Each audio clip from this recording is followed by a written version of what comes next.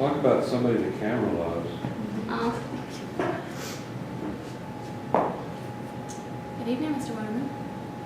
Michael, Mike, Mikey, Mickey. Hi. You found a hooch. With your help, a cordial, if prepossessing the water hole.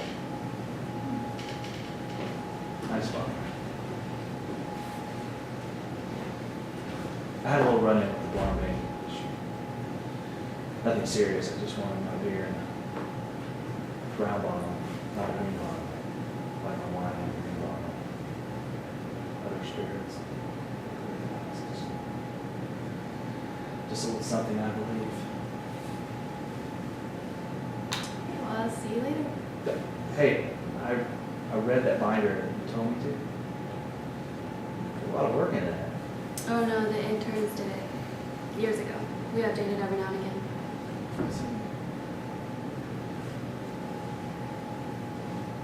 I'm glad it was helpful. Just one problem. I don't mean to be rude. Yeah, oh right, you're That's off my the friends clock over and there. I Yeah. understand. It's just, Yeah. you run along, have fun. I'd ask you to join us. No, I just embarrass you. Drink too much. Insult your friends. Hi. How's it going? Look, it's just that. Donovan Cooper stayed in my room. Yes, he did. I read that in the binder. Yeah, it was years ago before it was famous. He wrote the Cliffs of Eden in that room. You read that, I'm sure.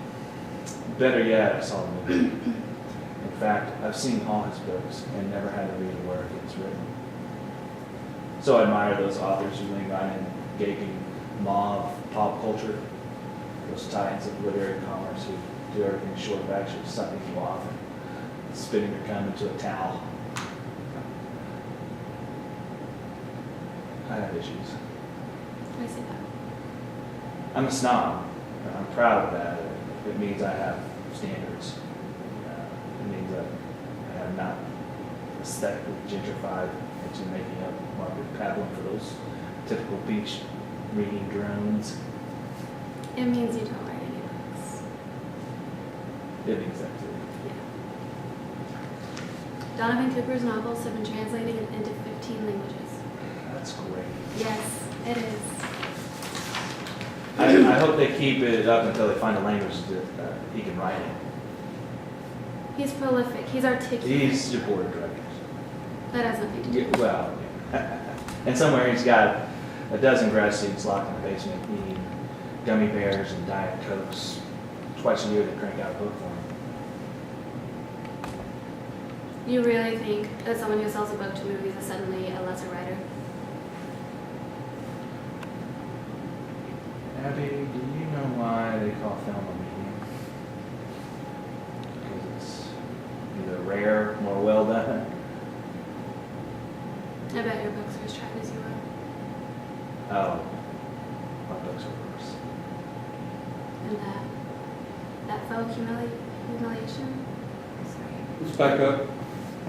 Also, it's got a little stale vocally, Venus. What do you think that's about? No, no. Do you know the I'll words? Fix it. No. Okay. Let Dan change your mood. He's pretty clever. Okay. I'll start. Okay. You really think that someone who sells a book to the movies is suddenly a lesser writer?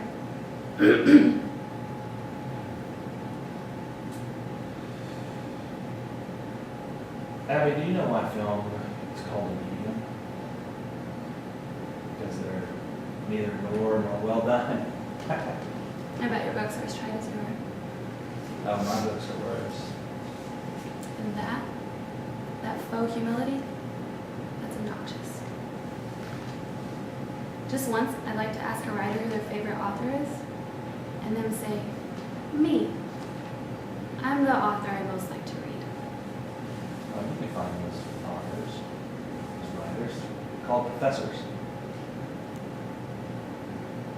What do you write about?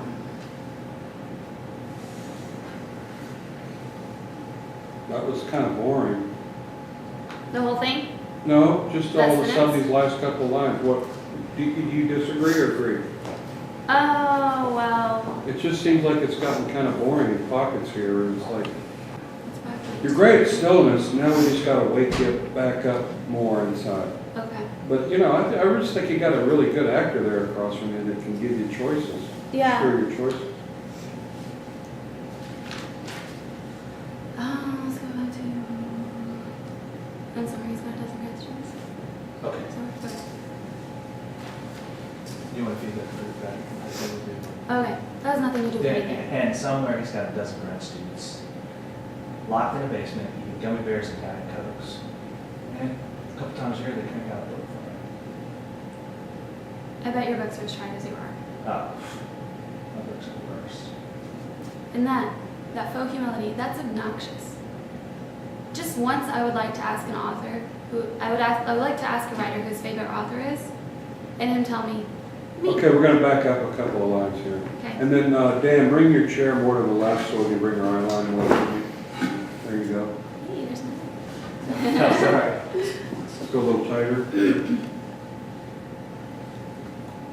There you go. Same place. That has nothing to do with anything. Oh, yeah, well, somewhere he's got a dozen grad students locked in the basement eating gummy bears and Diet Cokes. And a couple times a year they crank out a book for him. I bet your books are as tried as you are. Oh, my books are the worst.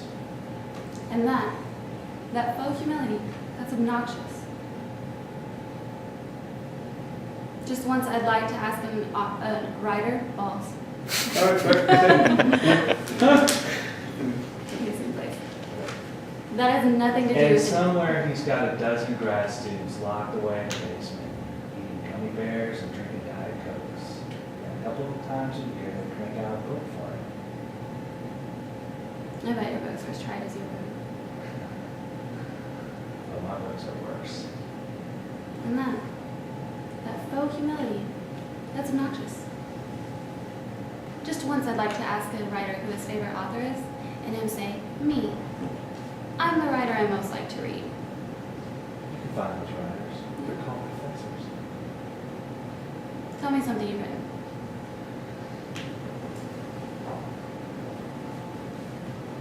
Okay, I'll buy it. What is the crux of your important work that will never be made into a movie? Your friends are waiting. Yeah, I know.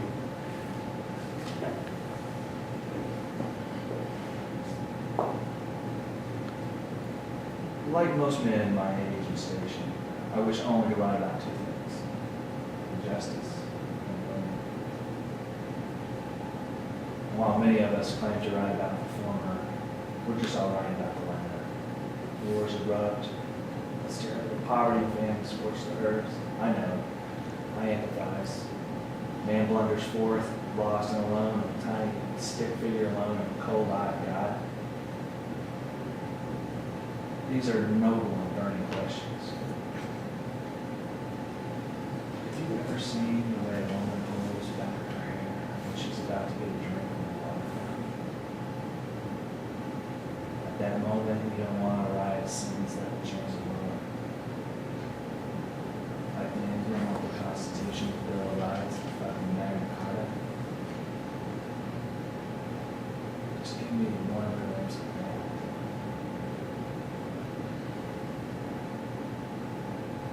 Tell me. Tell me something you've written. Whenever she appeared, I felt I had not an enemy in the world. I glowed with the flame of charity which moved me to forgive all who had ever injured me.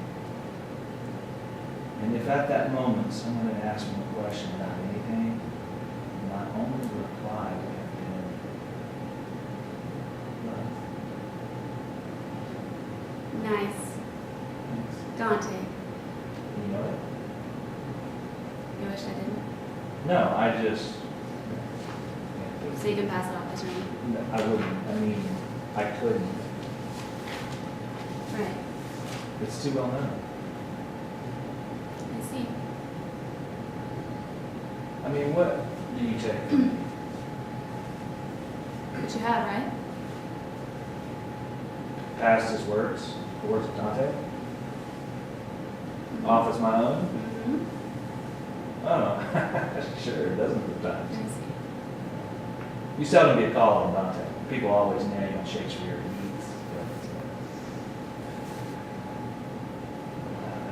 Change a pronoun here and there, and Dante's got a nice little linguistic stealth to him. You just ease him on in there. Okay. It's been unconventional. I'm not sure what interns can provide.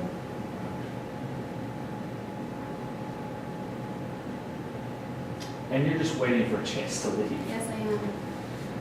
I have a request, something that I need in my cottage. Just let the interns know. They'll take care of it. It's a bit unconventional, I'm not sure an chance to provide, or You'd an be- intern to provide. You'd but be I mean, surprised. what's out there? They're very eager. Yeah. Well, I did like the whole water fountain thing. That was nice. thank you. Who wrote that? George Meyer. I'll check them out.